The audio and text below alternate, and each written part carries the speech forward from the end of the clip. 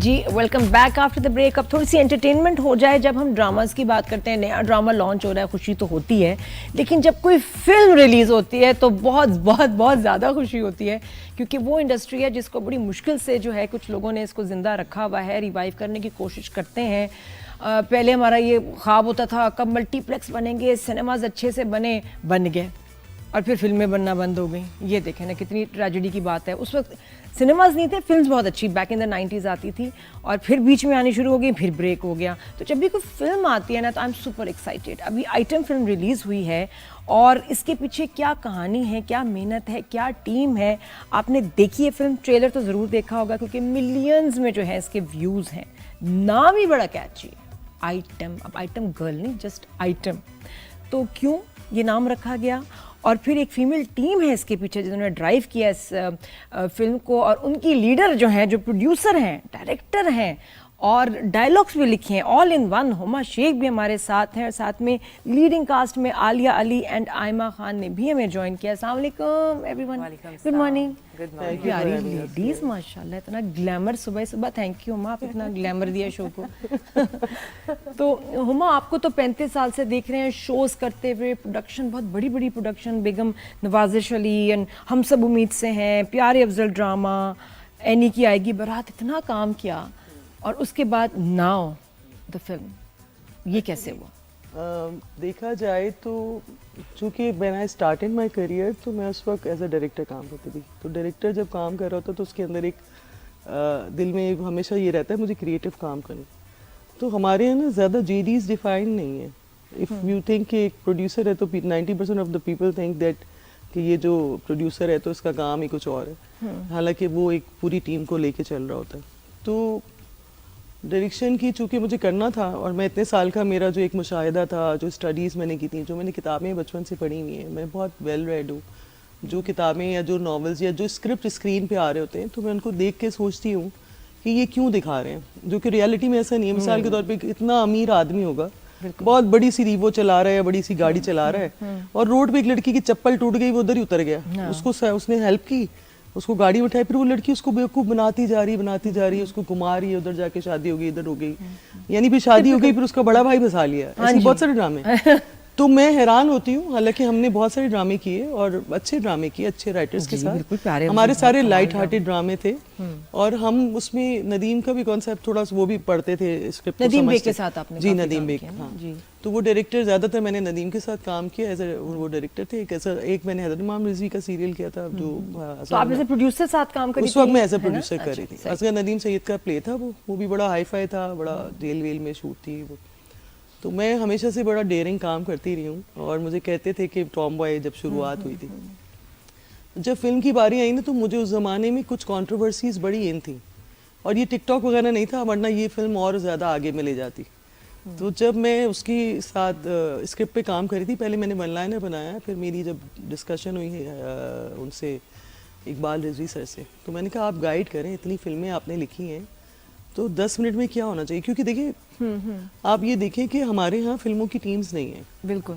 और जो लोग फिल्म पे काम कर रहे हैं ना, वो करना चाहते हैं, और जो लोग आप चाहते हैं टीम, वो कभी अवेलेबल भी नहीं होती, और वो बड़े सालों तक बिजी हैं, जिनके साथ ख्वाहिश होती है। तो फिर उसके बाद आपको चुनना पड़ता है, टीम बनानी पड़ती है ना। It's true. लेकिन एक और बात भी है कि ना, थोड़ी सी हमारी इंडस्ट्री में सब कुछ तो है, लेकिन एक खास टीम जो खास डेडिकेटेडली कुछ करती हो, तो वो चुनना पड़ता है। तो व्हाई आइटम? ये थोड़ा सा पहले बताएं कि नाम क्यों रखा।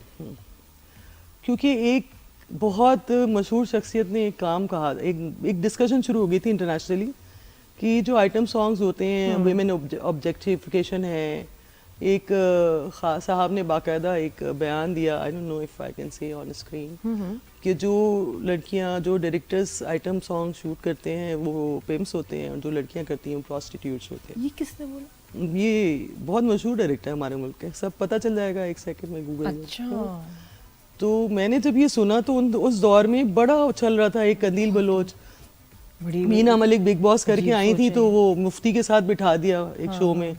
यानी तुक नहीं बनती ना, आप इस्लाम को मीडिया से दूर रखें। बिल्कुल बिल्कुल। तो आपने ये कहानी आपके दिल के बड़े करीब है, कोई इसमें पर्सनल एक्सपीरियंस, किसी को देखा उसकी कहानी? मेरी लाइफ का एक्सपीरियंस बहुत है। शोबिज में एक लग रहा है लड़की जैसे अकेली जब हो, ट्रेलर देख के लग रहा है कि शोबिज में जो लड़कियों की एक्सप्लॉयटेशन, उनका इमेज, कितनी मेहनत करेंगी, कितने उनकी स्ट्रगल्स है, लेकिन उनको आइटम कहा जाता है। आइटम सिर्फ औरतों, यानी जो सिर्फ शोबिज की नहीं, एक लड़की जो रोड पे चल रही है वो भी आइटम कहलाती है। अच्छा, वो भी। मैंने क्या दिखाया है कि एक आम सी लड़की जब घर से निकलती है तो वो उसको पहले दिन से ही उसको आवाजें कसते हैं, चाहे वो बस में जा रही हो, चाहे वो पैदल जा रही हो, चाहे वो जॉब कर रही हो। तो एवरीबडी ट्राइज ऑन हर, और वो ट्राई करता है। जब वो अगर मान जाए तो चलो, अगर वो वीक हो जरा सी या इमोशनली, क्योंकि लड़कियां थोड़ी सी इमोशनल होती हैं और वो थोड़ी सी वल्नरेबल होती हैं। तो थ्रू आउट उसकी जो है जर्नी में कहाँ कहाँ उसको हरासमेंट हुई, और ये जो आइटम का लफ्ज़ भी सुनने को मिलता है। अच्छा, तो इनसे बात करते हैं आलिया से, क्योंकि आई एम श्योर कि इतनी फर्स्ट फिल्म तो आपने बहुत ज़्यादा सोचा होगा, बहुत सारे नाम जहन में आए होंगे, एंड यू डिसाइडेड कि आलिया को जो है ये इतना मुश्किल कैरेक्टर करना चाहिए। तो आलिया से शुरू करते हैं। अस्सलाम वालेकुम आलिया, कैसे हैं? वालेकुम सलाम, कैसे हैं आप? आलिया, ये बताओ ये रोल तुम तक कैसे पहुंचा? कफारा में तुम्हें देखा, और भी बड़े ड्रामे चल भी रहे हैं, तो ड्रामा से एकदम फिल्म, ये हाउ डिड दिस हैपन? हुआ ये था कि हम एक ड्रामा कर रहे थे, उसमें हमारे एक एसोसिएट डायरेक्टर थे। उन्होंने मुझे बोला कि आपका जो फेस है ना वो हमेशा बड़ी स्क्रीन का लगता है, तो मेरे दिल से ख्वाहिश है कि आप कोई बड़ी स्क्रीन पे काम करें। तो थोड़ा सा था कि नहीं, मैं नहीं कर सकती, पता नहीं उस तरह की फिल्म मिलेगी नहीं मिलेगी, मैं मेन पे करना चाहती हूँ, मैं कुछ वो नहीं करना अगर करूँ चाह तो रही। फिर Yes. लीड करूँ। हाँ, फिल्म करूँ तो फिर कुछ बहुत बड़ा करूँ, वरना मैं ना करूँ। खैर, उन्होंने मेरी मुलाकात हुमा जी से करवाई। जब मेरी इनसे मुलाकात हुई, ये पर्सनली बहुत नाइस इनकी वाइब, और मुझे लगा कि ओके।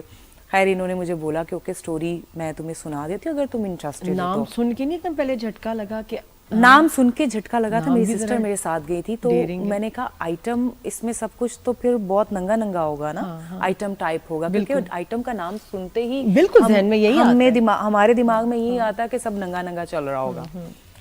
खैर, इन्होंने मुझे बोला कि बच्चे आप कल आओ तो मैं आपको पूरी स्टोरी जो है नरेट कर देती हूँ। आई सेड ओके, चलो ठीक है, आज मुझे सुना देना। उन्होंने बोला नहीं, मैं प्रॉपर तरीके से आपको सुनाना चाहती हूँ। खैर, मैं वेरी नेक्स्ट डे इनके पास गई। इन्होंने मुझे स्टोरी जब सुनाई, और सुनने के बाद मैं बिल्कुल स्टक थी और मैं रो रही थी, और मैंने इनको बोला कि ये फिल्म मैं ही करूँगी और मैं आपसे पैसे नहीं लूँगी, ये फिल्म मैं करूँगी, और मुझसे प्रॉमिस करें ये आप मुझसे ही करवाएंगी। मुझे डांस पहली बात तो मुझे पसंद आई, दूसरी नहीं पसंद आई, कोई इतनी खास? हाँ, क्योंकि उसकी उसने वजह कहा, थी जो आपका दिल चाहे। जो इसकी जो मेन वजह वो ये थी कि फिल्म का जो सब्जेक्ट है ना, वो कोई भी लड़की उसको फ्री में कर लेती। इतना अच्छा सब्जेक्ट है हमारे फिल्म का, और इसमें एक्टिंग मार्जिन बहुत ज्यादा था मेरे पास। और कुछ ऐसे सीन्स या कॉस्ट्यूम्स या मोमेंट जहाँ तुम्हें लगा हो कि यार ये बस ये बदल दें, हाँ, या ये मुझे बोल्ड लग रहा है, ये मैं नहीं करूंगी, मैंने I'm नहीं not बोला comfortable? उसकी वजह। हाँ? जब फ्लोर पे सब लोग होते थे ना, जब मैं फ्लोर पे आने वाली होती थी, मेरा थोड़ा बोल्ड ड्रेस होता था, तो हुमा जी अगर ये एक औरत फिल्म ना बना रही होती तो शायद मैं कभी भी ना करती। वो उससे कंफर्ट आ जाता है। एग्जैक्टली। मैं जब फ्लोर पे आ रही होती थी तो इन्होंने हमेशा माइक में ये बोलना होता था कि आलिया आ रही है, सब अपने फेसेस साइड पे कर लें, रुख बदल लें। ऐसा क्या? क्योंकि मैं इनको कहती थी कि मैं इतना बोल्ड ड्रेस पहन के सबके सामने परफॉर्म नहीं कर सकती। ऐसा बोल्ड ड्रेस वैसे नहीं, जैसे हमने मुझे ट्रेलर में मतलब नहीं, जैसे थोड़ी टांगे नजर आ रही हैं या मैंने जी तो होता था कि यार कोई जाहिर है लड़के हैं, देख रहे हैं, मर्द है ना, तो अट्रैक्शन हो ही जाती है। तो मैं कहीं कंफ्यूज ना हो जाऊं, क्योंकि जब हमारा आई होता है ना, कांटेक्ट होता है, तो हम कहीं ना कहीं, औरत की नज़र बड़ी डिफरेंट होती है ना। सही। तो मुझे था कि यार कोई, मैं इनको ये ना बोलूं कि ये मुझे ऐसे देख रहा है या वो मुझे ऐसे देख रहा है, बस मजगी ना हो। तो इसलिए ये उनको बोलती थी कि फेसेस आप लोग दूसरी साइड पे कर लें, तो वो सीन में इतने अच्छे से परफॉर्म कर लेती, कंफर्टेबल हो जाती और वो सीन्स की रिक्वायरमेंट थे, वो ड्रेसेस और वो आई थिंक एग्जैक्टली। और मैंने इस फिल्म में एक दिन भी ये फील नहीं किया कि मैं कोई ड्रामा परफॉर्म कर रही हूँ, जाहिर कोई गैर जरूरी डायलॉग या सिचुएशन जी ऐसे ही बनाई। मुझे हर दिन लगता था मैंने ये फिल्म, मैंने ये परफॉर्म नहीं किया, मैंने इस फिल्म को जिया है। मुझे लगता था ये मेरे साथ हो रहा है, क्योंकि देखिए एक्टिंग में कहीं ना कहीं हम लोग उसके अंदर चले जाते हैं, उस कैरेक्टर में चले जाते हैं। और उस दौरान मैं कोई काम भी नहीं कर रही थी, क्योंकि मुझे ये फिल्म करनी है और मैं बहुत स्लिम हो चुकी थी। आपने वेट लॉस भी किया ना इसके लिए? इन्होंने कहा था प्रोड्यूसर ने कि वजन कम मैं करो फिश डाइट पे थी, और मैं क्या एक्सट्रीम डाइट पे थी, और मुझे होता अच्छा एक गाने में हमने थोड़ा सा अपने आप को गेन किया और एक में हमने बहुत स्लिम किया। आई थिंक शुरू में जो जी जी जी और बाद में फिर एकदम ट्रिम। अच्छा, तो कितनी डाइट की, कितना वजन कम करवाना पड़ा? मतलब कितना करवाया? बहुत कितने केजी? मेरे ख्याल में तुमने 10-12 किलो कर लिया। फॉर दिस फिल्म, हालांकि पहले भी यू फाइन, बट ये मैं फिल्म बहुत के लिए स्लिम हो गई थी। अभी तो फिर मैंने 8 किलो फिर गेन कर लिया। इससे भी 8 किलो कम था, इससे 8 किलो और कम सिर्फ था। फिश खाती थी सारा दिन। फिश मतलब डिफरेंट बहुत चीजें, ज्यादा गर्म पानी, पूरा दिन गर्म पानी। बहुत ज्यादा गर्म पानी लाए हुए जल्दी, जरा कपना है मेरा। अच्छा, मैंने इस कैरेक्टर को जिया है। मुझे लगता था हर दिन ये मेरे साथ हो रहा है। मैं सम टाइम जब अब्बू के सीन हो रहे हैं या लड़की को छेड़ रहे हैं सब, तो मैं मेरे पे एक अजीब सी कैफियत तारी हो जाती थी कि यार क्यों, जैसे लड़का जाता जाता ऐसे करके जा रहा है, तो उस वक्त एक औरत की कैफियत क्या होगी। एक औरत अगर बस में बैठी हुई है और एक मर्द आके उसको ऐसे ऐसे हाथ लगा रहा है या अपनी टांगे लगाने की कोशिश कर रहा है, तो उस वक्त औरत की क्या कैफियत होगी। तो वो कैफियत मुझ पे तारी रहती थी। तो मैं सबको यही बताती हूँ कि मैंने ये फिल्म परफॉर्म नहीं की, मैंने इस फिल्म का वो हिस्सा जिया है। अगर आप लोग ये फिल्म देख रहे हैं तो उसमें मेरे रियल इमोशंस हैं। इस कैरेक्टर में मेरे हर उस लड़की को लेकर इमोशंस हैं जिसके साथ ये सब कुछ हो रहा है।